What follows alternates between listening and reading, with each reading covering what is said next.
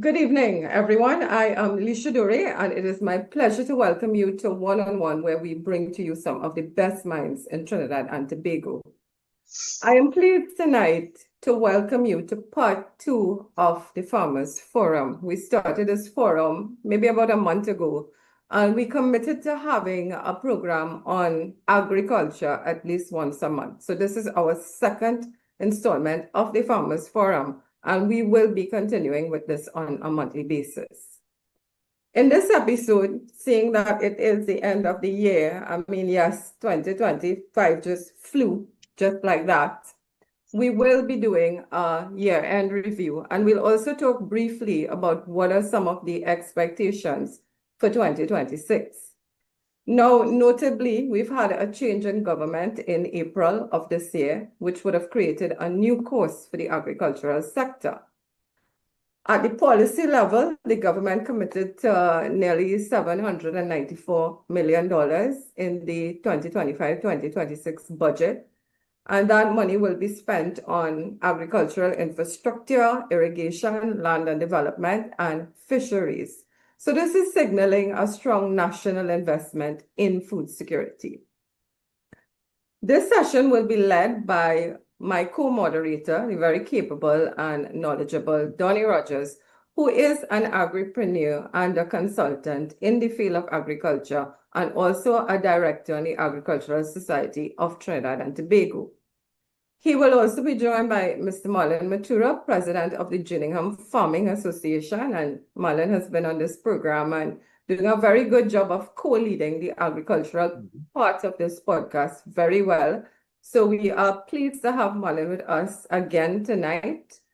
I am seeing several known strong voices in the agriculture sector coming on. I will leave it to Donnie to introduce those who are here, but thank you so much for joining us. You know, it's always a pleasure to hear from people who are on the ground, practitioners in the field. So folks, stay tuned. We have a very engaging, informative discussion lined up for you tonight. I would like to extend a warm welcome to all our viewers who are joining us on Zoom and social media. We are live on Facebook as well as YouTube. And members of the media who will be tuning in, we are very, very happy to have all of you here tonight. As I say, week after week, we want to make this session as interactive as possible. Generally, we don't have a problem with that when it comes to agriculture because everybody seems to want to make an input, right? So we usually get lots of comments, questions, and so on in this program when we talk about agriculture. So if you want to make a contribution, ask a question, please raise your hand. Please use the chats on social media for your questions as well as your comments. And without further ado, I would like to pass the mic over now to my co-moderator, Donnie, who will give us his opening remarks and kick off this discussion. Donnie, over to you. Good evening, everyone, and thank you for being here again. Usually we have our weekly show, but this is our monthly focus on agriculture. Thank you as well to the heads of the various farming organizations who are here tonight. We will also be joined by another director at the Agricultural Society, who will give some updates, from that end. I see we are well represented across the agricultural sector, with quite a few heads of associations. This year, as you said, Lisha, saw a change in government, and one of the major areas of focus that the current government came into office with on the 28th of April was the revitalization of the agricultural sector. And I think that as what we have seen after taking office is that the political directorate, after 9.5 years, we have a political directorate that listened to the farmers and actually started to create that impactful difference. And I've said this before in the last program, but it's worthy of mentioning in the the end of year recap, where we have seen focus being placed on land leases, and that was a major cry for farmers over the last 10 years, and they are putting serious emphasis on that. In about 8 months, we have seen hundreds of leases being given out. I was in a function, and I will say this, I was in a function where the Minister of Agriculture was there as well over the weekend, and I'm sure Marlon will go into a little bit more detail. And when we look at agricultural development and we look at land leases, those two go hand in hand, because what we have found is that there are many covenants or rules or caveats that tell farmers what they can do and what they can't do on state leases. In many cases, because of the nature of the lease, farmers cannot get into good agricultural practice gap because they are prevented from taking certain steps and investing into certain things based on the type of lease that they have. And this has been quite predominant over the last 9.5 years. And in that event, it was brought to the attention of the current minister, and he made it abundantly clear for all farmers groups. So I'm saying this now, and you will message the program and message the board afterwards and put some contact information so we could call you. If your lease prevents you from constructing the basic shed and washroom facilities and implements that prevent you from employing good agricultural practices, that is an area that will be corrected as we go forward, because the government has a very strong interest and very keen focus on the development of the agricultural sector as we go forward. Another area in which I could say the government listened to the cries of the farmers is that in the budget presentation for agricultural equipment, it was discounted at the point of purchase. Now, let me tell you how that accedes to the farmers' cries. Before, you would have had to have been a registered farmer, in which land tenure would have been one of the main criterion used. And statistically, and we have reported on this program and other programs that we have, Lisha, is that the majority of producing farmers do not have land tenure and are not registered farmers. That means that under the Farmers Incentive Program, they would not be able to qualify for the rebates when they invest in equipment for agriculture. Now we have seen in a budgetary measure, the government has announced that that discount will be upfront. So in those two key areas, we have seen that the government place focus on what is important and what is impactful for farmers: money and equipment and land tenure.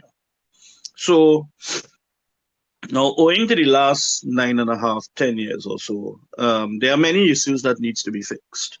This government would have inherited low production volumes, low yields, and high prices.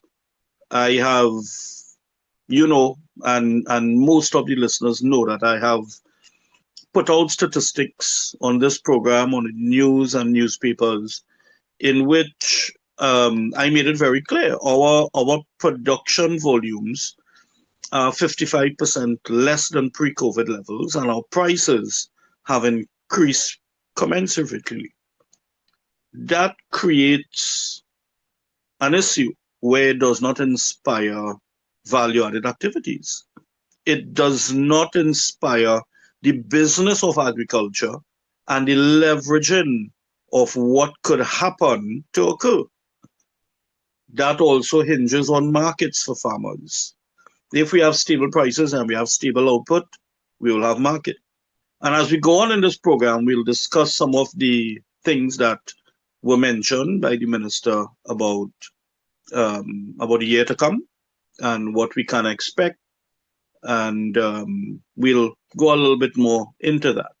So I think I've given a well-rounded, kind of opening as to where we are and what we have seen so far. And now I'd like to invite Mr. Mathura, the president of the Gillingham Junction Farmers Association, to give his opening and to start the discussion off. And whilst we start that, I will also mention a very important thing that occurred is that there is a shortage of urea on the market because of the issue with nutrient. This is something that we will be discussing in length because it, in my opinion, it shows that over the last 9.5 years, um, there was no focus on alternative supply. There was no focus on having two manufacturers locally of fertilizer. There was no focus in a few other areas that we'll get on to, as the show goes on. So when there's an issue with one supplier or your main and only supplier, the country is going to be left at a disadvantage. So these things and other things we'll get into the discussion a little bit later on. So Marlon, over to you. Good night. Good night, Mr. Rogers, and good night, Lisha. Good night to everyone who is logged in. So, for my area, if I go to give a view for the past year, I will say for this new government, we have seen a lot done so far. I must say, I was very surprised. As Donnie, as you know, there was a meeting on Saturday and certain things were said. The change of government, we saw a big difference in infrastructure, which Gillingham has been crying for over the past 10 years. We saw a big difference. As a brand new excavator, I think tomorrow will be the last day. It was there in Gillingham for the past 3 months. So infrastructure-wise, yeah, there is a big difference. Marlon, I have a question for you. Sure. Sorry to cut you. We are almost at the end of the rainy season. I want you to answer a simple question. Has there been any reports of flooding in your farming district? Absolutely none. Absolutely and that none. is an amazing transformation. I want to come in here now. I want Marlon to repeat that. There has been no, repeat that. I want everybody to hear this one. Absolutely none. No flooding whatsoever. All right. Now, Marlon, the last time we had this program, right? There was a little clip that I think I had clipped it. This would have been from part one, where you had said that this new government has done a fair amount to alleviate flooding because they basically cleared out all the drains and so on. Somebody commented, they made a big thing, I think it was a TikTok or whatever, that how all the reason we don't have flooding is because there's less rainfall this year. What do you think about that? I think that statement should be corrected because 5 minutes of rain right now due to climate change. If this person is really right thinking, 5 minutes of rain is half an hour rain. Right? So Comment was that we stupid on this program because we are saying that by clearing out the drains and so on, that's why there's less flooding. And you're saying now there's no incidence of flooding in your area because of the work the government did. The comment that we got was that we are stupid because the reason why that there was no flooding is because there's less rain. Rain for so all over the place, But this is what they will look to tell me on this program. Well, Anyway, let's look at it. You see, we can't help foolishness. And even Einstein commented about the foolishness of man, right? So, but we wouldn't go down that road.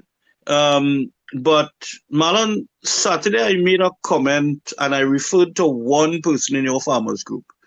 And over the last 9 years, his garden was featured at least 3 or 4 times every year on the newspapers as being flooded out.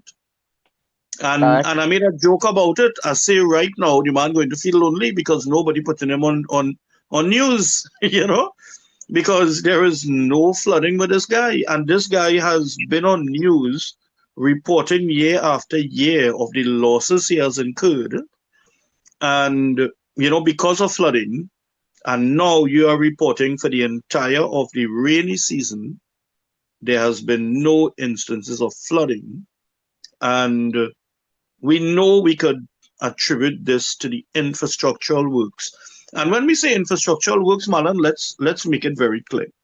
Because of the clearing of the water courses, right? It boils down to that. When we say infrastructural works, it's not because the current government is making new streams, making new water courses. They have invested in equipment to clean and clear the existing water courses. Right? Am I correct, Marlon, in that regard in your area? Yeah, you're correct. You're correct, Donnie. You're 100% correct. You're So 100% correct. when we look at it and we look at the wanton disregard for the maintenance of water courses, if your water course is not being maintained, what is going to happen? The water is going to back up. So continue, Marlon. Give us your take on the year. We just wanted to get into a little bit more detail on with regards to that point, because I think that is flooding is the one thing that was really synonymous with your area. And it's really good to hear that at this stage, at being at almost at the end of the rainy season, you can report that there has been no flooding for this period. And this is a first in what, a decade, Marlon? Yeah. 10 years, Yeah, yeah. Yeah, yeah, 10 years. yeah, yeah. So okay, So, continue again. so this, you see, during the past, it's I, simple things that farmers needed. folks, I have to applaud that. The first time in 10 years, we have got no flooding in the Gillingham area because of the infrastructural work that the government did. I have to stop and applaud that. Anyway, Mhm. go ahead. Right? And it was simple things that the farmers really needed. I want to look, Donnie, touch on something else, which he asked the minister at an event we had. You have to have GAP certification to take a parcel of land. They give a criteria what sort of infrastructure you have to build. Mm-hmm. And this is something we are looking into. So we brought it up with minister on Saturday. And toilet facilities, we need this criteria of the infrastructure into the how a shed. Mm-hmm. We need that change. So hopefully the minister listen to us. I know he will listen to get that criteria change. Gillingham right now, as I could say for this year, with the change of government, we know we did well. Mm-hmm. This government did well, and as a man, we'll keep stressing on government because we could only talk as the government have to implement, Correct. right? So it all boiled back down to government. They did well. It's nice to see, and let me touch, as I say, Mr. Bayon, good night. Tara Jagasa, good night. Presidents or members of two association. So as time goes by in the program, I will give a little input. Right now, I will say this new government did well so far.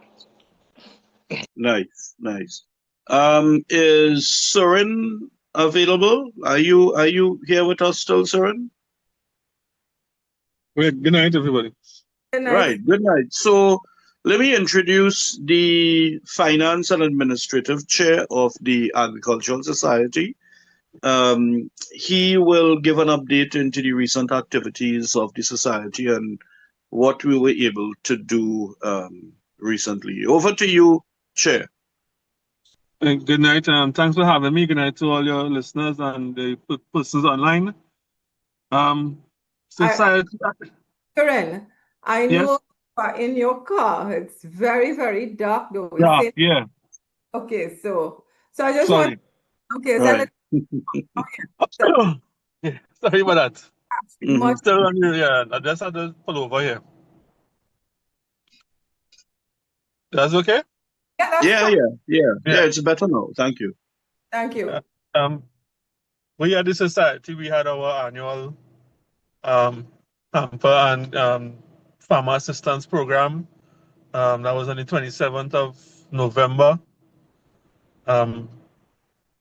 We, through our subventions and the team of the Agricultural Society, we were able to um, assist over 100 farmers with farm planting supplies and seedlings that will aid and assist them throughout the continuing for the rest of the year and going forward. And we would like to thank the ministry, the minister, all the staff who assisted with that program and look forward to continuing the drive again next year. It was really a tremendous show by the farmers that came out and gave support.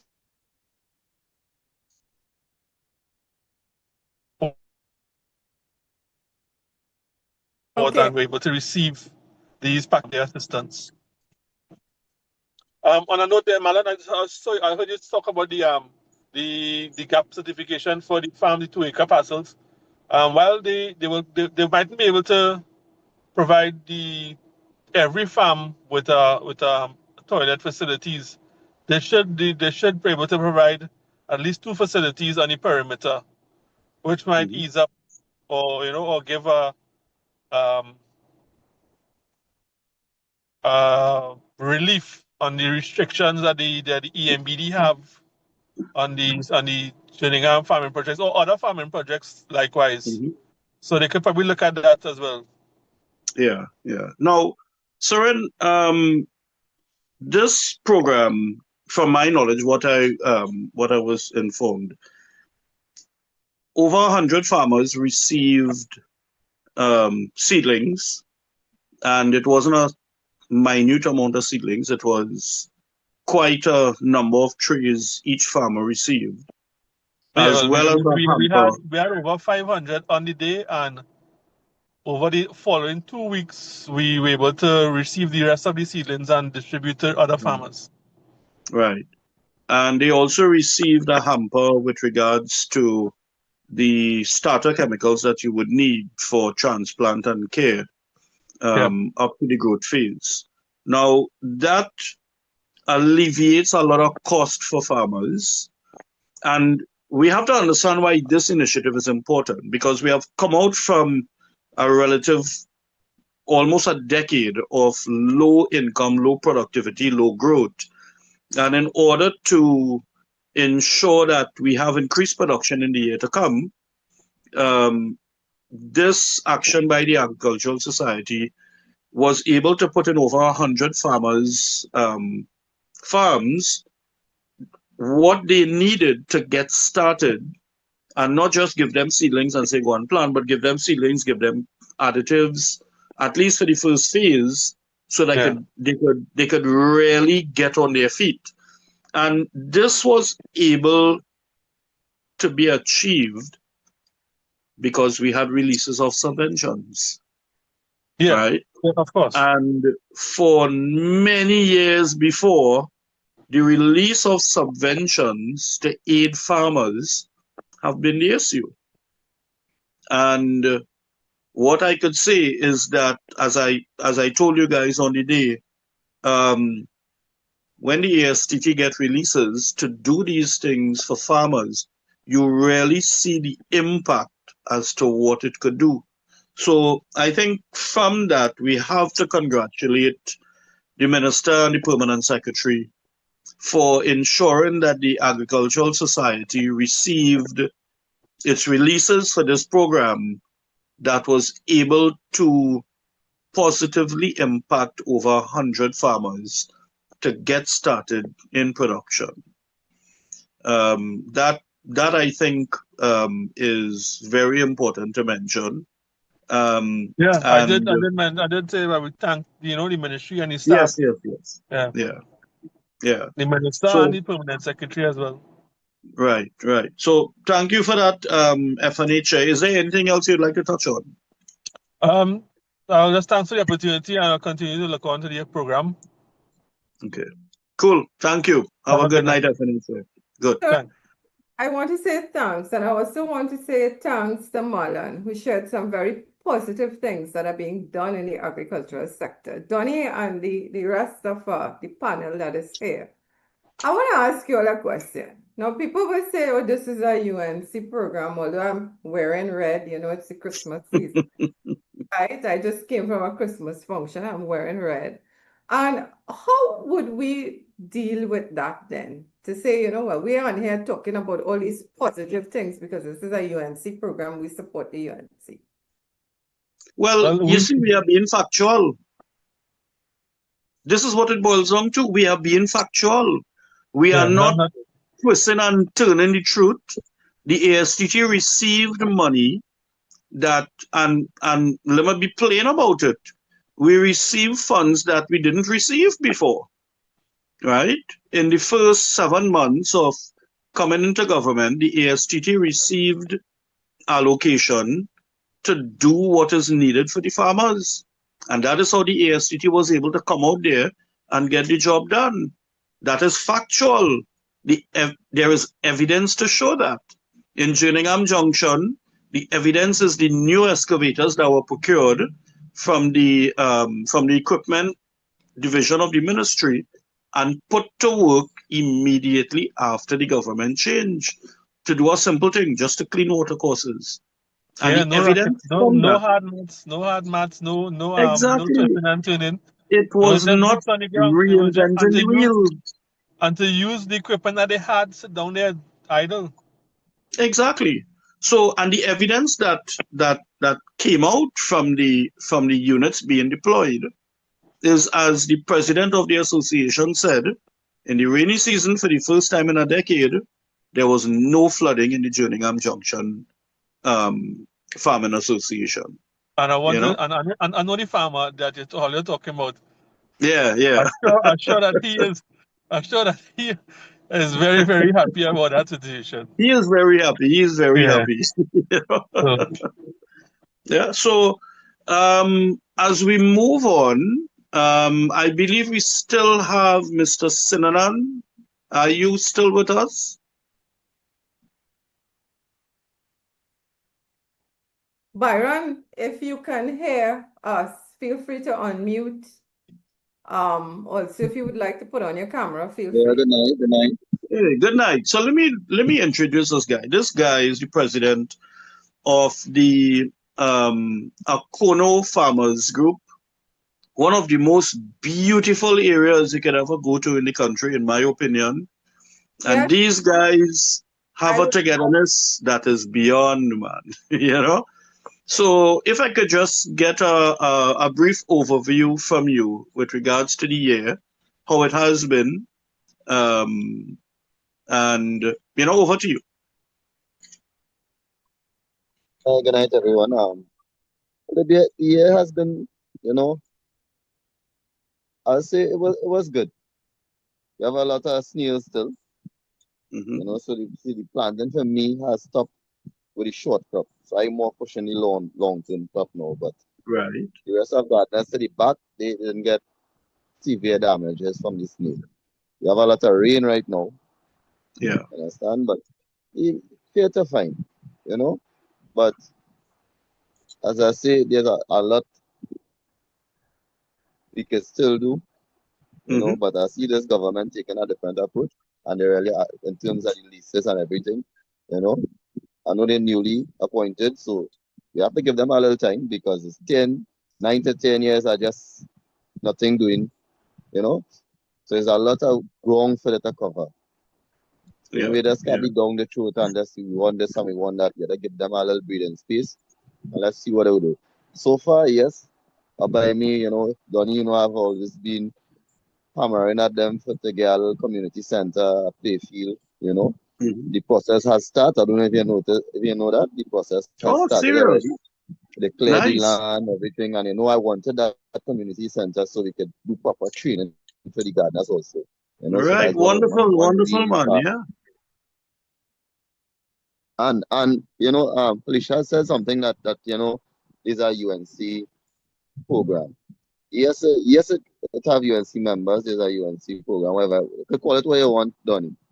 Once the work is being done, that is what gardeners want to see. Exactly. They Yeah. don't care whoever it is. The work have to be done. Remember, the government is there to serve the people. And we can see right now that is what happening. Understand? Wonderful. So I doubt any gardener will have a problem with that. Seeing that things being done. Right? Nice, So nice. I want to add, there was no prompting, there was no prompting on this program at all. We call these guys there, we just tell them speak your mind, right? Anybody who comes on this program, we say speak your mind, you know, tell it Yeah. as there was no prompting. So no, this is not like, you know, we're telling them, well, praise the government, say only good No, things nothing like that. Nothing like that. Yeah. like You that. know, I haven't well, spoken to Byron. I mean, Donnie, ashamed to say this. I ain't talked to you in a while, boss. yeah, but Donnie, you know me. You know me by now. Exactly. You are honest If it and be, straight, you I know? speak my mind. I will come out Yeah. front and say, you know, what is on my mind. Mm-hmm. And I tell you, I happy to see things changing. I'm happy. I'm really happy. Wonderful. Yeah, yeah. Right? Well, So that's nice. snails, when we look at the issue of the giant African snail, after you leave an invasive species for 9.5 years to multiply, it will take That's quite the some problem. time to bring that under control. Um, so that unfortunately is not an issue you could get an immediate relief from. And this is not just me saying that. This is if you do research globally, once an invasive species, specifically the giant African snail, is left to do whatever, it takes a while to really bring that under control. And that is a long-term action. Um, I know that certain boards are yet to be appointed. From my information, over the next couple of weeks, we should see some movement in that regard. And I'm sure that is one of the areas in which the government is going to put some focus on. Because I know there will be a very hard push towards crop production and the development of the sector. And in so doing, you must take into consideration pests and diseases. And the giant African snail globally is a huge issue and is a huge issue here as well. So, I mean, I know they will be putting some focus on that. So, you know, hopefully we see some movement in that regard, you know. Anything else you'd like to say, Byron? So that's it for me. That's it for me. Um, Nice, nice. still meeting on a But meeting with the tomorrow we were supposed to have a meeting with the minister constituency. I think it got put on for a later date. So you know, so to meet him right. and see what it have in store for us. You know. Yeah, yeah. No, We will see that's really good. Congrats on the new community center that has been started in your area. I Well, know well, you and your group are well, looking forward to we it. start the community center, but the land has been cleared Yeah, and yeah. work is being done. You know, and Nice. I think most we have seen in our area for some years. You know, so I welcome him. I'm looking forward to coming in that center when it's finished and do some training for you all. Sure, for sure. Cool. Nice, man. Thank you. Marlon, is there anything else you'd like to touch on, or anyone you'd like to call on to make a contribution? Well, I'm seeing it has something on there. I saw Mr. Richard there. I Oh, saw Richard is Tara. here. Yeah, I saw Tara as well. I know Castle some work is being done in Castle. I know they are trying to gather all the groups together to bring one group to move forward. So I don't know if Mr. Jakasa from the Castle area would like to say anything. And then we could move on to Richard after.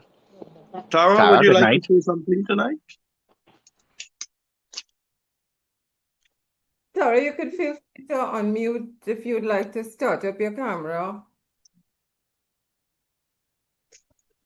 Hi, good night. Good night, Tara. So, yeah, Think, Tara, I don't know where you are if you're driving, but I'm hearing you. And as Marlon said, only several groups. Okay. We are working at this time on bringing all this Tara, Okay, your reception again is a little bit bad. together. Recognize. Yeah. Okay. So let's pull in Richard while Tara sort. I don't think this Richard, you all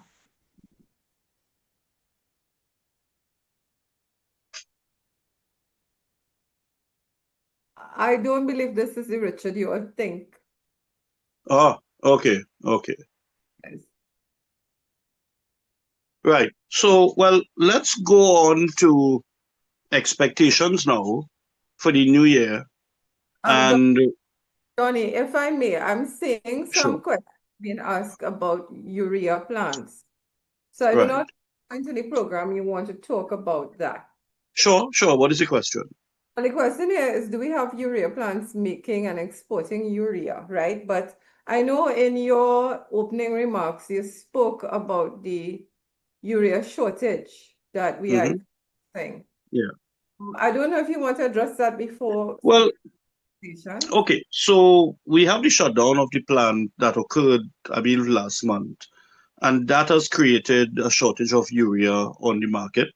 Yes, it will have an impact on farmers. Urea gives nitrogen to plants, and nitrogen is used for growth and development. So without that, there will be the need to use alternative sources, different types of fertilizers that will give you the nitrogen, which has the potential to increase the overall cost of production. That goes directly and it affects directly the price that farmers may need to sell at, right? Now, whilst I say that, let me make it very clear. I need people to understand farmers do not set market prices. Market prices are set by the middlemen, right? People seem to think farmers set the prices. Farmers do not set prices in Trinidad and Tobago. The prices are generally set by the middlemen, right?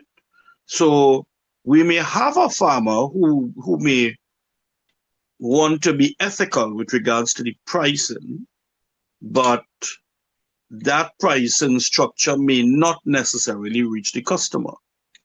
I will hope that that situation does not occur. But I just wanted to make it very clear that the farmers do not set market prices. In relation to the shortage of urea, this is something Marlon and I were discussing. When we look at agricultural development, the one area in the last 9.5 years that we did not promote is sustainable circular farms. And specifically, let me just break it down. An integrated agricultural model. And that is basically someone doing crops and they have animals and there's a circular approach. Specifically, Remember, a long time, and we had to put it like this, right? Way back in the days, a farmer would have cows or chickens, and he would use the runoff from his pen, or you would use the manure from his pen into the fields. Now we do not have as much integrated farms or integrated farming models as before, because we have moved away from that because of the commercialization of fertilizers and stuff like that, right? So we don't have the, how should I put it? We don't have the ability to really withstand a situation like now where there's a shortage of urea because of how we operate in the sector. And this is unfortunate. It is my opinion, and it is shared by others, that we need, like the song goes, Lisha, bring back the old time days. That is what we need to do, right? Because I remember I had to liaise with Marlon and a couple of his farmers, and they gave me a piece of advice for a pepper field I had. And it was using cow dung in a whole barrel of water and putting a couple of implements. And for the first time in my life, Lisha, I saw pepper leaves that was big as my hand, right? It didn't cost an arm and a leg to get a tree of that size. And the nice thing about it, when you practice models like that, it is cheaper.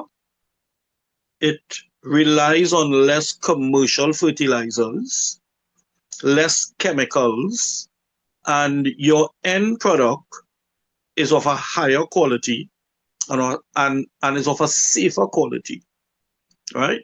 Now, we're in the Caribbean, we're in the tropical climate, so we can't really be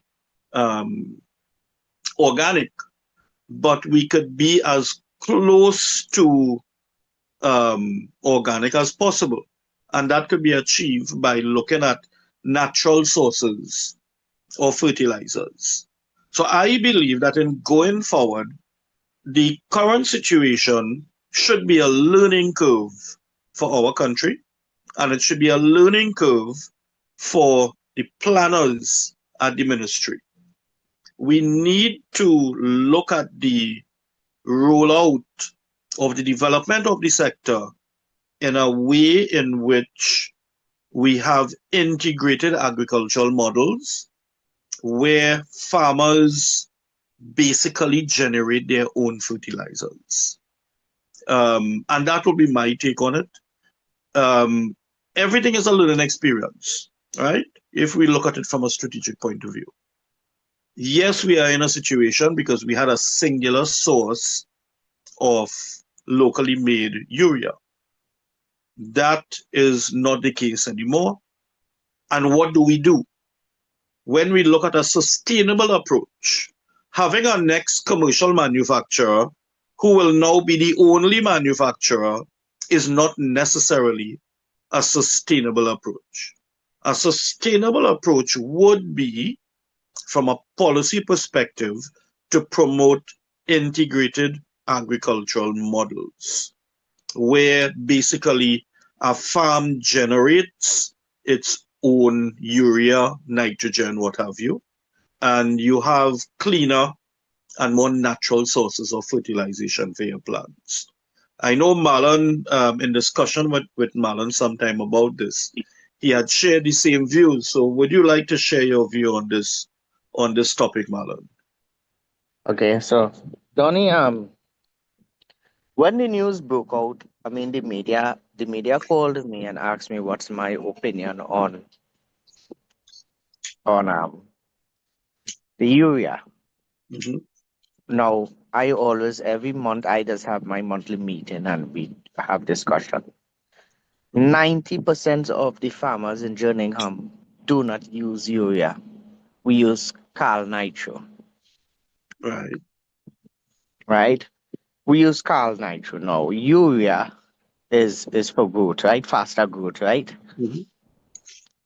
We don't believe in that, and I personally would not believe in that. right? I think this will be more. Sorry, Richard isn't here on the program. That is more for the rice farmers, cane Yeah. farmers, Yeah. right? The shelf life you get from something from urea, it will be less. Let's take for instance pak choy and lettuce. You will see it melting fast. Correct. That's plenty urea, good. So Mm-hmm. as I told them, I say, why now? Why our other alternative wasn't set before, right? And you could see what is going on. You could see the media trying to display something there where they ain't gonna catch me on this. So at the end of the day, Jerningham farmers, we don't use urea. 90% of us don't use urea, we use Cal Nitro. So for Right. us, it wouldn't be a problem, Donny. And as Mm-hmm. they say, let's go back to the old time ways. We used to put a bag of manure in the water, leave it for a whole month. Yeah. That smell Mm-hmm. there, you wet your plant with that. And trust me, the shelf life you're going to get on products is going to be wonderful, right? I So agree. Yeah. to, Yeah. I to, totally to agree with say that. to say anything about urea, I don't believe in it, so I would not know Mm-hmm. much on it. We use Calnitro instead of urea. Right. I don't know if Right. Byron or any other person have any take on it otherwise.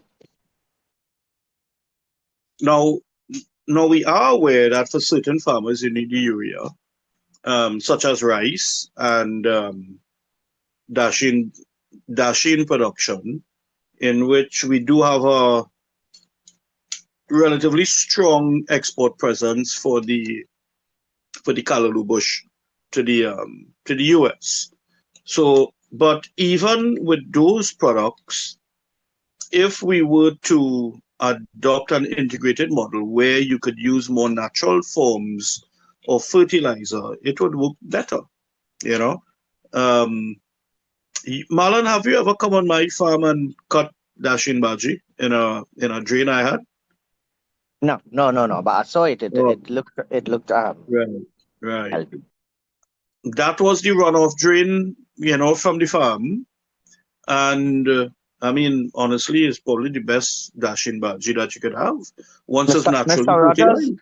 Mr. Rogers, and all my grandfather was a cow farmer in Yeah, Kumutu. right.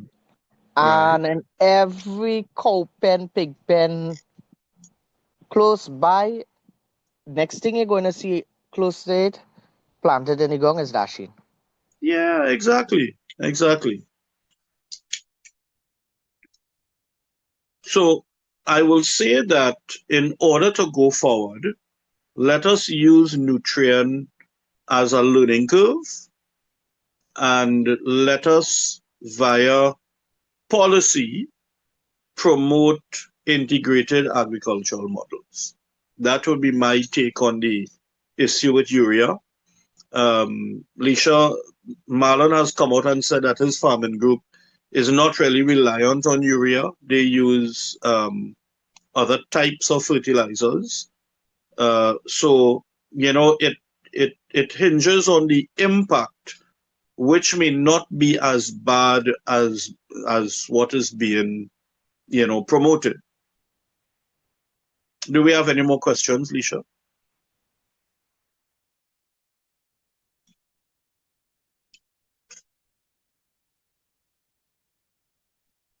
Sorry, Donnie, I did not realize that I Oh, was. We don't have any more questions. I'm seeing though that Tara left a comment here. Let's right. read what she says. Sorry for the poor reception. At Carlson Field, we are in the process of bringing all farmers together and moving forward with cleaning up the area, creating youth groups, initiatives, and fundraising activities to enhance the community.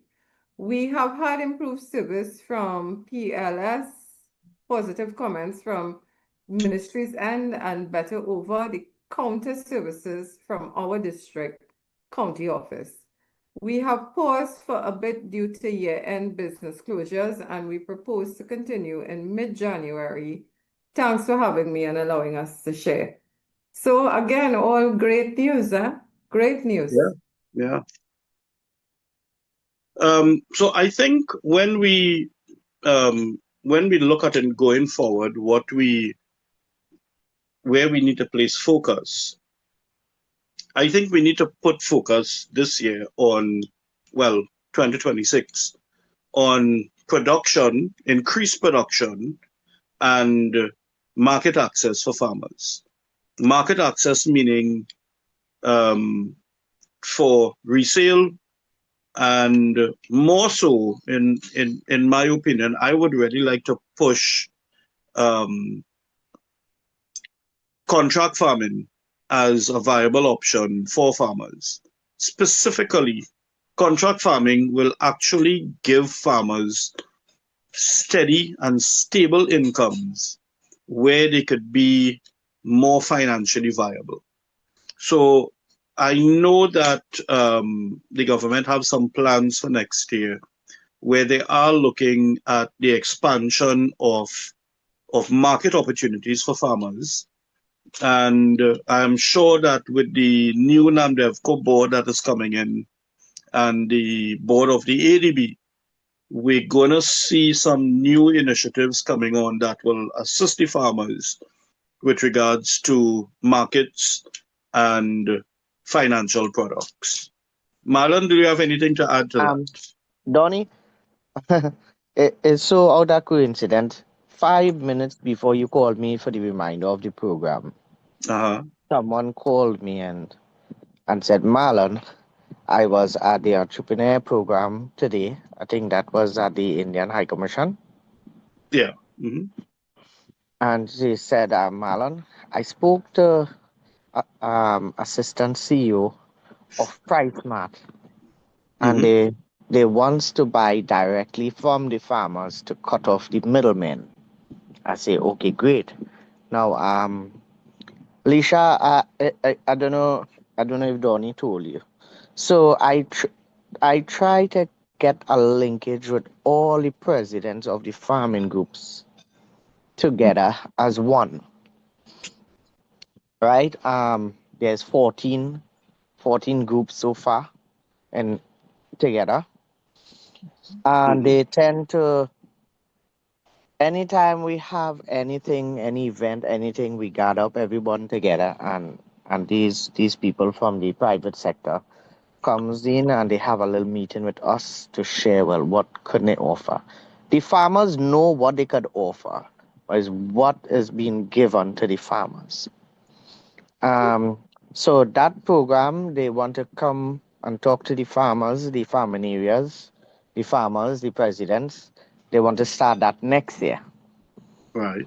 It have national canners wants to start to buy hot peppers from the farmers as well. That coming on. But for me personally, for 2026, what I really want to see happen in farming areas, Donnie, I think I mentioned this to you. You know, for the last 10 years, we keep hearing about free Wi-Fi, free Wi-Fi country. Yeah. For the farming areas, I don't know if one of these internet providers could provide a cheaper service for the farming areas where we could buy, we camera. 80% of the farming areas do not have electricity. Right. So they depend on solar. Yeah. So we will buy these solar cameras, we will hook it up for ourselves to help the government in the pre-larceny. So we don't go to the government, go pre-larceny and Minister, what are you doing about pre-larceny? Right now is what we can do. And it's something I really want to fight for a cheaper internet package for the farming groups, for the farmers, so they can help with the pre-larceny problem in this country. I mean, one hand, no clap. It's something I will lobby for right through. And I know money was passed already. In 3 budgets, I sit down and listen to that.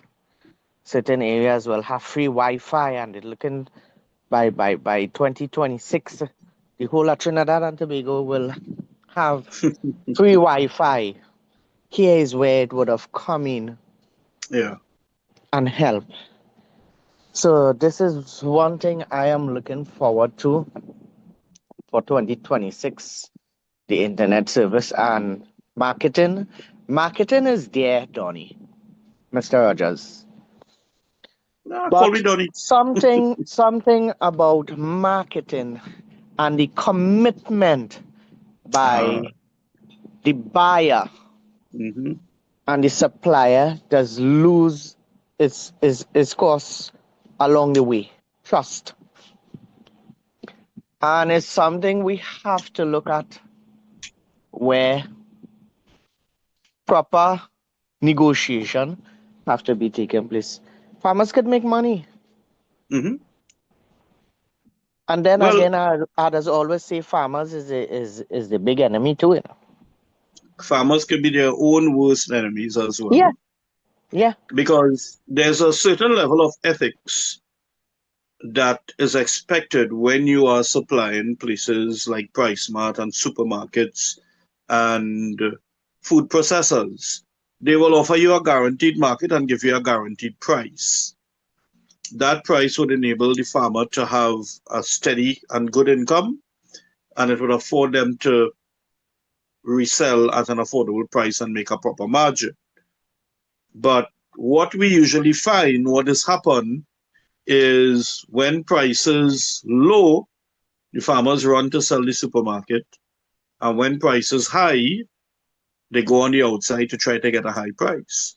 So, but remember the guaranteed market, be it the supermarket or the processor, paying you a better price when the price is low. So there's an ethical responsibility now that the farmers must have to also reciprocate when the price is high. They should continue selling the buyer in that regard. So I agree with what you're saying there, Marlon. I just want to commend you, Marlon, for your attempts to unite the 14 farming groups that you spoke about there. I know one of the concerns we had mentioned on this program is the lack of unity amongst the Mhm. farmers. So I want to applaud you. I think you're doing very well in trying to resolve that issue. And also in general, your proactivity, as you said, you're just not dependent on the government alone to fix everything, right? I mean, by taking initiatives such as looking for cheaper internet services so you could set up your own camera systems to help with the prettier larceny. That's excellent. And that's exactly the mentality that we should have. It will take all of us working together to solve some of these issues. We cannot be totally dependent on the government for everything. So, I fully agree with that. Marlon has been very forward in his approach, especially with his group, and to create that gap in the interconnectivity with farmers group and farmers. So, Marlon, we would love to have all 14 of the farming group on farmers groups on this program. I'm surprised that is there only 14 in Trinidad and Tobago, or is there more? No, we have a lot more. We have a lot more. There are a lot of farming groups, Lisha, but again, they tend to stay by themselves because a lot of promises was given as well through the past, from the past. So, as I just say, many are called, few are chosen. When Noah built the ark, he called everyone, but not everyone went. So, is who willing to move forward together in this venture here? And it's only together it can happen. It can be done. Mr. Byron knows me. Donnie knows me as well. I straight. I come now. Lisha, I just want to say one thing, eh? I know that our next program is coming to give this program competition. This is not about competition here. This is Oh, about really? facts. This is about facts. I am not aware of that program. Well, maybe you This is about facts. This is about bringing the farmers, let the farmers say what they have to say. And Yeah. I like what you say, the 14 farming groups. We had some. Donnie know. He Yeah. could reach out to me, Marlon. We could get so and so and so. I say, yeah, Donnie, don't worry yourself. Pap.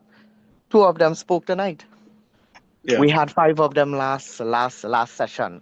So this is Right. about this program, farming program, as you said from day one, is let's hear it from the farmers' mouth. So this next program, we know they had the chance in government. They had the chance. What can you say to me now to gravitate Oh, I know to which join program in you're your group? talking about. Okay. I'm not calling no names, Donnie, but this program, and I once I am on this program, I will do my utmost best, Donnie, and know that Yeah, to yeah, let yeah, this program move forward, and it's not about PNM, UNC, COP, whatever. Right is right, wrong is wrong. And as yeah, I said, we did not prompt anyone. I mean, we told people, come. I have no idea. When I start this program, I have no idea who gonna come on and what they're gonna yeah, say. Say yeah. it up front, right? So what we could do, we could look at bringing on the groups on the first show next year, because there would be a couple of things. Remember, we actually said at the beginning, Marlon, where those who have issues with the leases message and say what the issue is. If it's on, if the issue is about preventing you from building sheds and washrooms, that is something that needs addressing, and it's something that we could put forward. I know the commitment was given to your group as well, uh, but anyone else who has issues with regards to the covenants in your leases, message, and let's see how we could bring some relief to that. On the first installation of this program, we had when we had this guy from the Orange Grove farmers that Ken requested Sawalia, training. Mr. Ken Sawalia. Correct, correct. Ken Sawalia. What I could say is that I have been in little talks with ICA, and early next year, which is a commitment I gave, early next year, we are going to facilitate gap training for all farmers who are interested. So that is going to come. ICA gave the commitment that they will conduct the training for me. And we could say it now. I am very confident that come 2026, all farmers who are interested, we are going to be able to run gap certification for them. And we are actually exploring how to make that program as cheap as possible, where the farmer probably may just have to pay $100 or something like that, just to facilitate the training. But we'll work out those details. But I could safely say that gap training will be offered to farmers because it was requested on this program. Oh, Donnie, Saturday I was at a function where the goodly minister was there as well, and I'm glad to know that he will be basing the criterias and the benefits for all the incentives on the Yes. production. Let me repeat it again. I was at a program Saturday, and I'm very pleased to know that the goodly minister of agriculture and fisheries said they will be basing the incentives on the production. I think, Donnie, correct me if it's 2 Yeah. years, So 3 he said years. they will be going to Parliament in the coming year to change the requirement for farmer registration, where before it was based on land tenure. Now they are actually going to base it on production.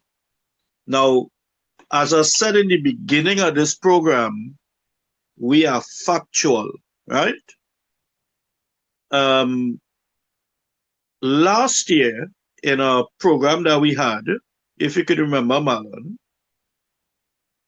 I came out with a statistic from the ASTT where research shows that up to 65, 70% of farmers, producing farmers, are not registered farmers.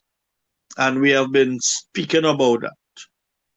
And since then, you have been one of the voices that have been calling for that and making the representation. We have been doing it on this program as well. And it is nice, and that skipped my mind, Marlon, I don't know how, but it is nice to know that there has been consideration towards that change, where the minister indicated that he's going to go to Parliament to create that change for the farmers who do not have land tenure but need the farmer's badge. So in that regard, Marlon, as I said, I know you've been a big advocate, a huge advocate for that, and those efforts must be congratulated.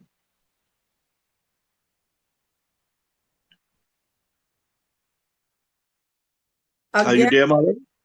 I have to say, well done. I mean, I'm so pleased that I'm hearing such positive things on this program tonight. And that is a definite change, because yeah, that's a big step, Lisha. prior to April, I mean, we've been having programs like this talking about agriculture maybe for about 3 years now, Donnie, right? About 3 years. Correct, yeah, 3 years. Doom and gloom. Yeah. And you're starting to hear, positive steps being taken, and that to me gives me hope. It gives hope because the last government said it couldn't happen. We have been trying to advocate with the former government to create the change with regards to farmer registration. It came out straight and said it couldn't happen. Either it couldn't happen or they didn't want it to happen. Right? This government is saying we're going to Parliament with it. That's a big change. And again, that is factual. That is not. Excellent. Okay, guys, I need to do a little time check. It is 9:13. We normally wrap up somewhere around 9:30. So we just have a few minutes left, right? If anybody would like to ask a question themselves or make a contribution who's on the Zoom, please raise their hands. Also, those of you all who are on social media, Zoom as well as Facebook, please, if you have any questions, any comments that you'd like us to address, leave it on the chat. I am seeing a few things here. So these are questions from, well, not questions, more like comments from Alan. Alan, thank you. Thank you for your interest in the program, and also thank you for the comments that you've left. I believe that government state lands need to be governed with what to cultivate and time of cultivation. Also, very good point. Yeah, but then marketing will be the challenge factor. Land tenancy status question mark. Well, I know you sort of addressed that, Donnie. But Donnie, Donnie, Marlon, anyone else who is on the Zoom here, would you like to address Alan's concerns about the government state lands? Right. So when we look at, okay, so one thing that that the gentleman said was about talking about basically what to plant and when to plant it. The only way we could get there is by firstly implementing an agricultural census. Right now, we don't have the empirical data to answer very important questions. And there's one linear statement I always use for that. We cannot say who is producing how much of what, where, and under what conditions. We do have the empirical data to say that, right? And that is because of the number of years we have not had an agricultural census. So, and I want you to understand the flow here. When we have that information, we will know who are the farmers that producing what and how much they're producing and where they're doing it. That information can now be used by the extension officers and the field officers from the various ministry offices to now do something called agricultural planning, where they tell farmers, and this goes to a whole national developmental plan now, they say, okay, this soil type in area X is not really suited for solanaceous crops, or sorry, like tomatoes and bygone and things like that. You should plant more long-term crop like bananas and plantain and fruits and those kinds of things, citrus. Another area may be suited to leafy vegetables, but you will only get that from doing a census. So what you do now, when you get the information from the census, is when the agricultural officers, guided by policy, can come and say, right, we reach a stage where we know what's going on now, let's look at doing agricultural zoning. And agricultural zoning will mean, okay, you have certain areas because of their soil types could produce certain crops and animals better than others. And let us put focus, let us encourage farmers to spend their money wisely so that you don't overspend money on fertilizers and you don't end up in a situation where it costing too much and you can't spend what is needed and your yield is below what is expected, right? So that means you lose money both ways. With agricultural zoning, agricultural officers from the government can actually control now to an extent how much of what is being produced. You know what I mean? That means you're going to have two things. Produce availability stabilization. In layman's terms, you wouldn't have no shortages, you wouldn't have no gluts. Right? Because sometimes, tomatoes is reach $50 a pound. And a few months after, it reach $1. Right? So it will prevent that. And then you will have something called availability stabilization, right? Or price stabilization. And that means you have steady prices, steady availability, right? But that will take some work. And that was a long explanation to try to, have you understand what is needed because of where we are in the sector. But I think that long explanation is warranted because people have to understand where we are. And it goes to the basic where we don't have the basic information, right? So let me give you an example. In the last year, local milk production went from just about 850 ml per capita, which means that, you see the small bottled water that you'll be walking about drinking, we produce 2 of that or 3 of that per person for the whole year. So now you know why we import in so much milk. We import about $350 million in milk every year. Milk is not something we should be importing, in my opinion, because we have the climate, we have the capacity, we have everything to do it, right? That production moved, and it got worse over the last year. As reported in the Review of the Economy 2024-2025, you could Google that document. Milk production, local milk production, is just about half liter per person per year. So we drop capacity about 50%, right? In order to build that, you should build that based on data and based on evidence and policy. And your policies have to be data-driven. That is the only way you're going to spend money correctly. Otherwise, you're shooting in the dark. All right? So I hope I answered your question. It was kind of the long form, but I think it was required for you to understand. Donnie, as you touch on the milk, I don't know if Tara is still there. I could recall three weeks ago, approximately, Nestles wasn't buying any milk from the farmers, and Castonfield farmers was to dump milk. You serious? Tara, if you're there, Tara, she sent me a message. So I stand to be corrected. I know Tara. I don't know if Tara is still there. I know I got the information from Tara. Something along that line. So I don't know if she is connection is back up to clarify that. I even if she's not, I will call her tomorrow and have that discussion. That is crazy to think that would happen. Um, Tara, you're here. What was the issue with the milk? Yes.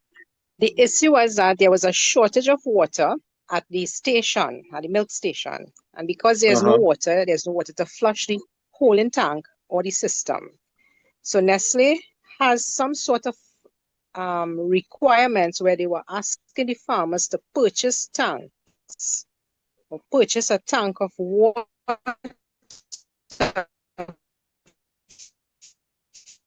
Tara, you're breaking up.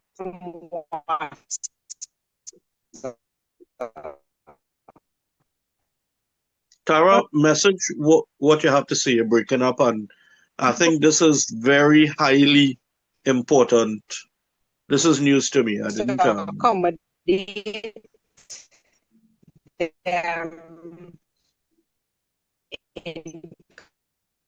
Tara, you're breaking up. You're breaking up really bad, Tara. Look like we need a little Wi-Fi for Tara where she is in Castlefieldville. Hello? Perhaps Tara, if you just message your answer to us, please. Yeah. So, Yeah. Donnie, what you was talking about, I know crop forecasts. I don't want to lie over it. I think NAMDEFCO has started doing that because my extension officer from NAMDEFCO, we keep a very good relationship. Every time he comes in, he back by me. I think tomorrow they are coming to do, as you just mentioned there, a soil test on about 10 different farms. They done started do the paperwork on who is planting what. Nice. So NAMDEFCO started that, and I don't know if it's happened because the government changed or what, but I am seeing a difference in NAMDEFCO lately. So things are happening. Well, look what it takes for people to start to work. Because how long we talking about gathering that data? You know? But that is good. As I say, I know a new board have to come in, and I would hope that a proper agricultural census is something that they would undertake, you know, when they start working. You know, but all right, Lisha, Donnie, comment from Tara here. The issue was right. water supply at the milk depot. I could understand if a milk depot doesn't have water, you wouldn't have the capacity to clean and cleanse and those kinds of things. So farmers' milk was sent back. Wow. And they had to make alternative arrangements. Very troubling indeed. This was for 2 days. Wow. I have no comment. So to the listeners of the program, you see, we are on the ground. We are on the ground, so it's not lies we are making up, right? We are on the ground. We are bringing facts, as Donnie said. FCTS, right? And not FAX. So we are here. We are listening. This is the program to highlight, and I hope one day, God's willing, we could have the goodly minister into the program. I'm trying to bring him. I'm trying. So you ought to talk to him and all. Okay, guys, it is 9:25. So, I mean, I know we have a lot to talk about still, right? Yeah. We will have to save that for part 3. I think the forum is going very well so far. Very informative. And it's nice getting everybody here together, practitioners who are on the ground, you know, that makes a world of a difference. You know, somebody messaged me when the ad for this went out and say, so what about the fishermen? You only bring in the farmers. What about the fishermen? So perhaps we are going to have to look to see if we could get a group of fishermen together and have a similar forum for the fishermen. But I think I have a fisher folk who is on my group as well. I can ask him. Right. it'd be So more, we could look at bringing out all the groups for the first program next year, Marlon, and we'll do some planning, Marlon. Sure, no problem, man. Sure, no problem. Right. So as we close off, I'd just like to say, 25, we saw quite a lot of improvements after the 28th of April. I think farmers feel hopeful, and I think when farmers have hope, that really is, a big change. And from the plans discussed with the government and what they have said so far, 2026 is going to be a very good year for the agricultural sector. But as I said, we just need to approach it from evidential and a policy position. Once we adopt that approach, we're going to be okay. So in a nutshell, that's my closing. Marlon, over to you. Well, I will like to wish everyone all the best on this season. And for 2026, let's keep the hope alive. New hope is lost. There are changes, and as I will always say, we will have solution. We don't start to see the people there to implement the laws and the rules and to Mm-hmm. our solutions. They are there. They are listening. Right? Only together it can be done.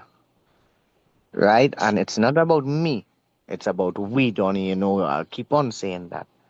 I We agree. are here. We are all in this together, right? And wish everyone all the best and hope next year we can come back first month 2026 and we can see changes happening. So God bless our nation and God bless you and God bless everyone. Thank you. Thank you. Over to you, Lisha. Madan. Well, folks, I want to hear, I just want to say it was great to hear all these positive initiatives taking place in the agricultural sector. It is long, long, long, long overdue. After that period Mm-hmm. of neglect, 10 years of neglect and gloom and doom and the farmers crying, the fishermen crying, this is very positive and it does leave you with a strong sense of hope. Donnie, as you said, 2026 looks very, very hopeful. Mm-hmm. So Yeah. we will be back. I think we said every second Tuesday in the month we'll be Every having. second Tuesday, correct. Yeah. Right. So I just want to thank you, Donnie and Marlon, for hosting this program. I mean, for me, I thought it was great, very informative, very educational. So thank you all so much. Also, thanks to Byron, Tara, for coming on the Zoom, making your contributions, those who joined us on Zoom and social media and so on. Thank you so much for your comments, your questions. Please continue to follow us. If there are specific topics you'd like us to discuss or cover in subsequent programs, let us know. This platform is here to serve you. Mm-hmm. So on that note, I just want to say thanks again. Please stay safe as you enjoy the festive Christmas season. We will be back next week, so then we will formally extend Christmas greetings on behalf of the platform. But I know there's a lot of parties and events, and there's also a lot of religious activity taking Mm-hmm. place for this season. So be safe, everything in moderation, guys, but do enjoy the season, and we will see you back again next week, Tuesday, for another episode of One on One. Thank you and good night. Have a good night, everyone. Thank you.